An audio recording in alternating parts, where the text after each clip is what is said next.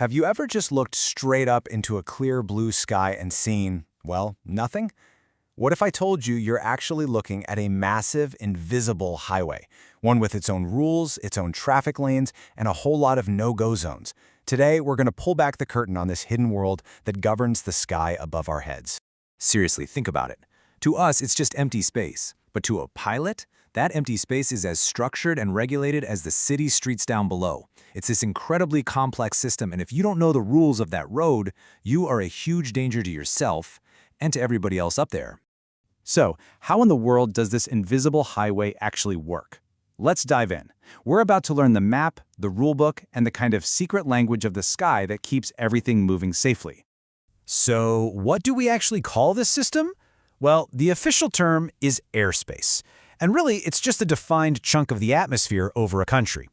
But for a pilot, it is everything. It tells them where they can go, how high they can fly, and exactly what gear they need to do it. It's their entire world, mapped out in 3 dimensions. All right, let's start with the basics. We're going to talk about the places where most of us would do our flying. You can think of these as the wide-open country roads of the sky. This is your playground. The 2 most important letters you need to know are G and E. Just think of it this way. G is for go. It's totally uncontrolled airspace, kind of like a quiet back road. And then there's Class E. Think E for easy, or everywhere else. Now, it's technically controlled, but it's this vast space where most of the fun, recreational flying happens. For the most part, Class G and E, that's your home turf. But what about all that busy air around airports? This is where it gets a little more complex. And the best way to picture it is as a giant, upside-down wedding cake. Now, here's the key thing to understand. The whole point of this cake is to safely funnel planes in and out of the airport from different altitudes. So the closer you get to that airport, the higher up those restricted layers go. As we start to climb this cake, the rules get a whole lot tighter. That first layer you hit, Class D, that's for small airports that have a control tower. Go up another layer, and you're in Class C for the busier regional airports. And then you get to the biggest layer, at the very top of the cake, for the major city airports. That's Class B. So why are these the don't go there zones for a simple aircraft? Well, it all comes down to the gear you have. You want to fly into Class D? You need a 2-way radio to talk to the tower. Stepping up to Class C, you need the radio plus a transponder so they can see you on radar. And to get into the big leagues, Class B, you need to get specific, explicit clearance from air traffic control. This wedding cake is for the pros. And then way up there, starting at 18,000 feet, you've got Class A airspace. This is the exclusive highway for the big jets. No scenic flights happening up here. Okay, so we know where we can fly, but there are also some really important rules about how we fly, especially when it comes to the weather.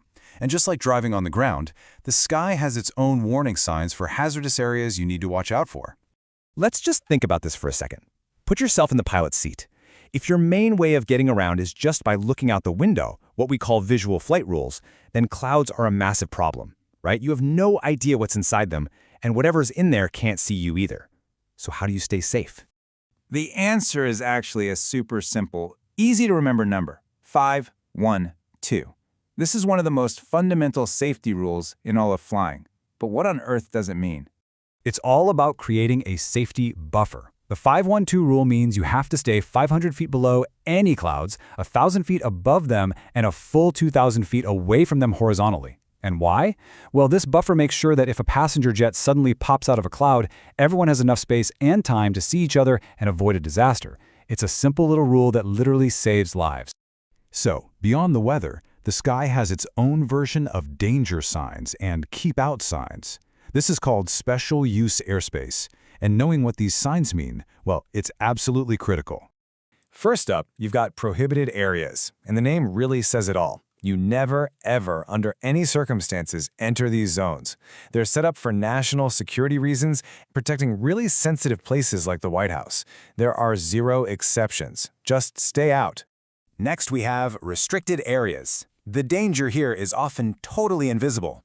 This is where the military might be firing artillery or even testing missiles. You can't just fly in. You can only enter if you get explicit permission from whoever's in charge of that area. Otherwise, you stay far away. Then you've got what are called military operations areas, or MOAs. Now here's the difference. You can technically fly through these, but, and this is a big but, you need to be on the highest possible alert. Imagine fighter jets practicing high-speed maneuvers. When you enter an MOA, you are flying in their training gym, so you had better keep your head on a swivel. And finally, there are TFRs, temporary flight restrictions. Think of these as pop-up no-fly zones. They can show up over a big football game, a forest fire, or any time a president comes to town. This is exactly why checking for TFRs before every single flight isn't just a good idea, it is an absolute requirement. So let's bring all of this together. Before a pilot even dreams about taking off, they have to have a final set of rules just burned into their brain. This is the fundamental gotta-know-it pre-flight knowledge.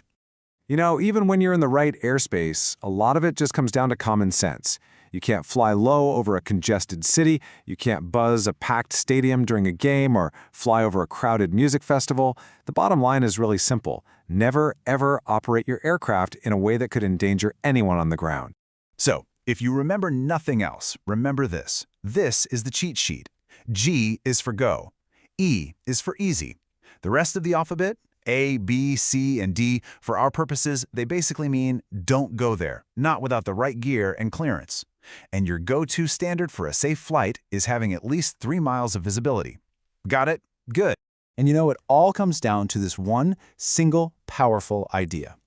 There are no excuses. In aviation, saying I didn't know is just not an option. The responsibility to know the rules of this invisible highway rests completely on the pilot. It's pretty fascinating when you think about it, right? This entire system of rules and boundaries, completely invisible to the naked eye, yet it's followed with absolute precision every single day. It kind of makes you wonder, what other invisible grids and unseen rules are out there, shaping the world around us?